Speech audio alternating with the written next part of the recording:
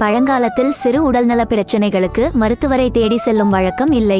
வீட்டில் இருக்கும் பாட்டி, அம்மா உள்ளிட்டோர் கிடைக்கக்கூடிய பொருட்களை கொண்டு மருத்துவம் பார்த்து அதனை குணப்படுவதுவர். கை வைத்தியம் என்பதால் எவ்வித பக்க விளைவுகளுமின்றி உடல் ஆரோக்கியத்தினை பாதுகாத்து கொண்டனர்.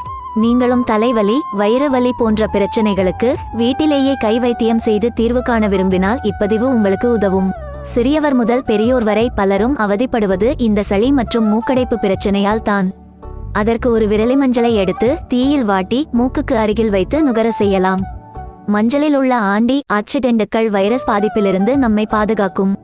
அடிக்கடி தலைவலியால் அவதிப்படுவோர் வெங்காயத்தினை நன்கு நசுக்கி தலையில் தடவலாம். அதேபோல் கேழ்வரகு மாவினை கொண்டு தலையில் பற்று போட்டாலும் தலைவலிக்கு தீர்வு கிடைக்கும். பல்வலி மற்றும் ஈறு சார்ந்த பிரச்சனைகளால் அவதிப்படுவோர்கள் மருத்துவமனை செல்லும் முன்னர் கொய்யா இலையில் உப்பை வைத்து வலியிருக்கும் இடத்தில் வைத்து மென்று பாருங்கள், வலி குறையும். வாரம் ஒருமுறை வேப்பங்குச்சி கொண்டு பல் துலக்குவது கட்டாயம். அதிகளவு உணவு உட்கொண்டு அஜீரண கோளாறு ஏற்பட்டால் சோம்பை சாப்பிடலாம். மேலும் சுக்குடன் சிறிது வெல்லத்தை தட்டி போட்டு உருண்டையாக பிடித்து தினமும் சாப்பிட்டு வந்தாலும் அஜீரண கோளாறுகள் குணமாகும். ஒரு உருளைக்கிழங்கை மெல்லிய வில்லைகளாக வெட்டி ஒரு கப் குளிர்ந்த நீரில் இரவு முழுவதும் ஊறவிட்டு காலையில் வெறும் வயிற்றில் அந்நீரை குடித்தால் மூட்டு வலி குணமாகும். ஒரு ஸ்பூன் கருப்பு எள்ளை அரை கப் தண்ணீரில் ஊறவிட்டு காலையில் வெறும் வயிற்றில் குடித்து வந்தாலும் பலன் கிட்டும். 2 டீஸ்பூன் விளக்கெண்ணெயை சூடாக்கி ஒரு கப் ஆரஞ்சு ஜூஸுடன் சேர்த்து தினமும் குடிக்கவும்.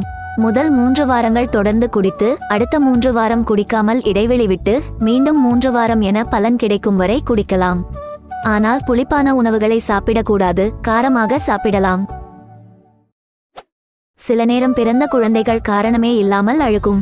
அப்போது 2 வெற்றிலைகளை எடுத்து அதில் ஒரு பக்கம் விளக்கெண்ணெய் தடவி மெல்லிய சூட்டில் குழந்தையின் வயிற்றில் போடலாம். சில நொடிகளில் குழந்தை அழுகையை நிறுத்திவிடும்.